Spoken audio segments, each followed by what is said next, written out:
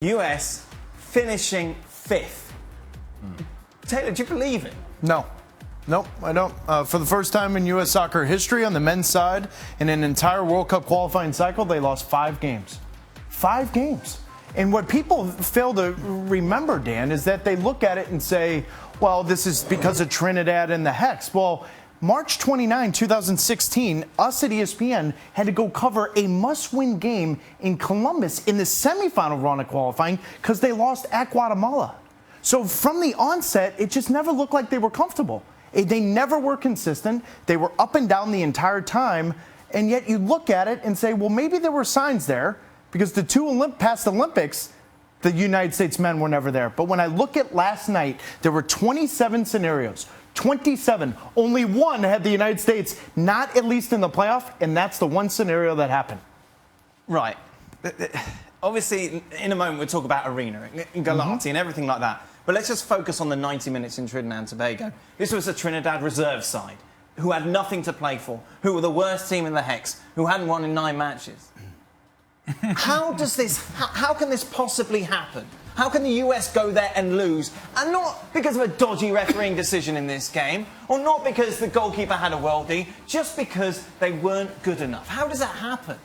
Quite simply, they weren't good enough. I was watching this game with Shaka, and we were in disbelief at how lackadaisical, how no urgency in the U.S. at all. It seemed like they were going through the motions in a must-win match. Look, they've always played mediocre on the road in CONCACAF. That doesn't surprise me. The lack of urgency, the looking for others to bail them out. I mean, I think you mentioned it yesterday, Taylor. There were players asking, what are the other scores in the other games, instead of worrying about that game, that moment. And that's what did them in.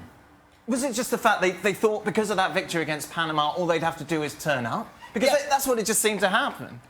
If I could use a term to describe the United States last night, it was blinded arrogance. A team that shows up and thinks, well, look, it's us. It is the United States. We're going to show up here, and just because we are who we are, things are going to happen.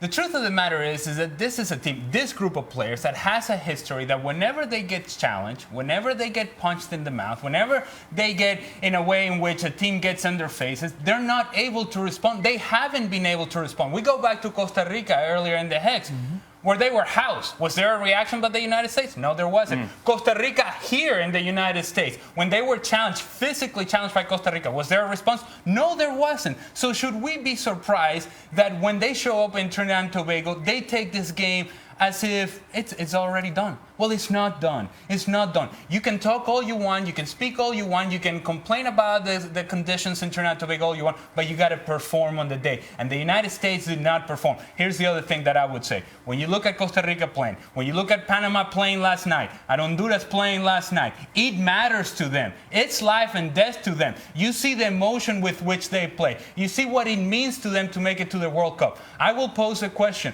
Does it matter that much to the U.S. players? Because it certainly didn't seem like it when you see the performance. No, let me add something to what Ali just said. And Ali used the term blinded ignorance. And that is absolutely right. I have said on here time and time again that in my experience, this is the worst U.S. national team I've seen for 20 years. Now, given this result, we could probably go even a little bit further back. But speaking from personal experience, not only is this the worst U.S. team I've seen, this is the most arrogant U.S. national team I've seen for the last 20 years. And that's not just down to the players. That is down to everybody from U.S. soccer through the media that comes through the coach and onto the players. The day before the game, now hold on, you go to Trinidad and Tobago in the tropics, rainy season, the pitch is wet. U.S. soccer, from their official Twitter account, is taking photos of the pitch with the water in the foreground. Now, I saw the aerial photo of the ground. It was nowhere near as bad as they were trying to suggest. Taking photos with water in the foreground, and the message it's sent to Trinidad and Tobago, the message is sent to me, is that here we are, U.S. soccer, in this little backwater nation, having to play to qualify. That's from the U.S. Soccer's official Twitter feed. The day before the game, Bruce Arena is answering a question and talking about the European hotshots. You haven't qualified yet. You still have to play Trinidad and Tobago. You are talking about European hotshots. Now, Oh, Bruce has answered a question from the US media, and this is where US media comes in, gets involved.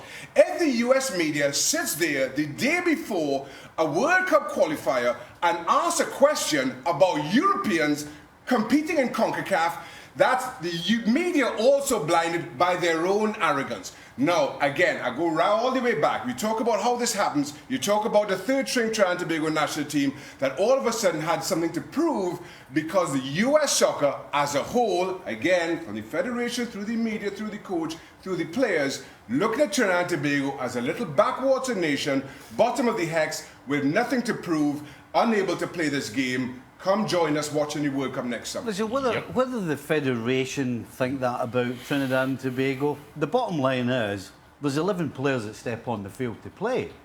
Now, we usually sit here and talk about the shape of the team, the ability, all that stuff. Listen, a large part of the game is between your ears. It's part of it's strength of character. It's a mental toughness that when things are not going well, that you can do something about it. The US do not have one player capable of doing that. They don't have a real captain who's going to go around and kick people up the backside. But surely Bruce Arena should have sensed this before the game. If there was this kind of arrogance, this apathy, this we can just turn up and get the points, surely his job as coach is to give everybody the kick up the backside, isn't it? Players have to take responsibility. At the end of the day, players have to take responsibility. There are not too many changes I don't think any one of us would have made to that team that stepped on the field. At the end of the day, when you step on to play, it's you do your job. You make sure you do your job. And if everybody does that, then you'll be fine. But if everybody starts passing the buck, and that's what they all did, because not one of them, pretty much, other than Pulisic with a goal, nobody stood up. Nobody showed any sort of real strength of character that said, right, we can do something. Why not? Why not? Where was it? Because they don't have it. But that's what I'm talking about. They don't have it. They don't have it. They've shown it all the way through this campaign. All the way through this campaign, they've shown they have no strength of character. That's a different when story. things are going well, are you going to let me talk or what? No, you're not letting me talk, Stevie. Don't tell me Michael Bradley and isn't a good leader. they He doesn't care what annihilated happens to them. They annihilated them. You just told him it was an unfair statement to say these players didn't care about the World Cup. Keep talking. Come on, Stevie. Of course they care. What happened? Because I think everybody watching that game expected in the second half, once Pulisic scored, for them to kick on, for them to get together, to realise, right, OK, we've got 40 minutes now to get this second goal. Dan, I think the hard part for me, though, is why does it take 48 minutes to get to that point? I think that's a difficult aspect. My observation of covering this team, and I speak on half of it as an ex-player, and that's the disturbing part, because I played for that man right there. And with all due respect to that man, he could put out 11 players, but if the 11 players on the field were not working well for Stevie, we'd come together, look at each other and said, we've got to fix it. We've got to do it. That's what Stevie's talking about. It's that team coming together. But as an analyst covering this team for the last 6 years, they've had more slip-ups than they should have. And what Herc's saying is that they didn't have it last night, but they didn't have it at Guatemala. They didn't have it at Honduras. They didn't have it at Costa Rica. They haven't had it a lot. That's a concerning sign. The other aspect, and we're not talking about this enough, is that the signs were already there. 2 generations did not qualify for the Olympics. That is the core group of right now of this national team. Fact, players aren't good enough. The players are not good enough at this stage of the national team. Here's the thing, the players on the pitch last night were good enough, surely, to beat Trinidad, or to draw with Trinidad and Tobago. Were they, though? Because Trinidad beat them. But surely. But you don't play them. But it's not just ability. But by the way, on paper, Leicester City wasn't built to win the EPL, and they won. That's very true. But you're in a situation where Trinidad have got nothing. This goes to what Shaq is saying. This is a US team that, for me, does not have that strength of character. They simply don't. You look at the US on the road, this entire qualifying campaign, they won 1 game. St. Vincent and the Grenadines. But in history, though, Shaka, you know this, playing against us, we didn't do that a lot. We didn't win on the road traditionally. We never lost at home. Your 1 win is against St. Vincent and the Grenadines. How many times has the US come out of a World Cup qualifying campaign? We've made a lot about the 2 home losses to Mexico and Costa Rica. 1 win. And the difference between the US and the teams that they met in this hex, for the 0 wins they've had on the road, for the other 3 teams outside of Mexico and Costa Rica, 12-0 in the 3 games against the other. So it's a big disparity between this U.S. team and their talent when they're comfortable and when they're outside of their comfort zone. That is the strength of character I'm talking about.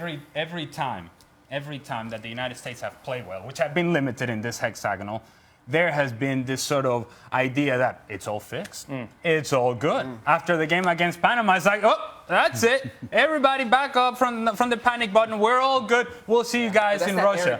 Well, and it is my point indeed. What history of success, of recent success, does this group of players have to have that arrogance, to have that feeling that it's okay, that it's all sorted out? No, because over the last couple of months, these have been real results. You lost at home to Costa Rica. You barely drew away to Honduras on a late goal. Then you come home, you get the 4-0 against Panama, and it's all resolved. That's it. It's game, set, match. It's not over. And it's not over simply because you, as a team, haven't proven that it's over. You, as a team, have proven to be inconsistent. And you, as a team, have proven to be soft in moments when you cannot be soft. In order to make it to the World Cup, you cannot be soft. This team right now, the personality of it all is soft. And it's a team that does not deserve to be in the World Cup, because if you don't beat Trinidad and Tobago, if you don't draw against Trinidad and Tobago when you need to do so, you don't deserve to be in.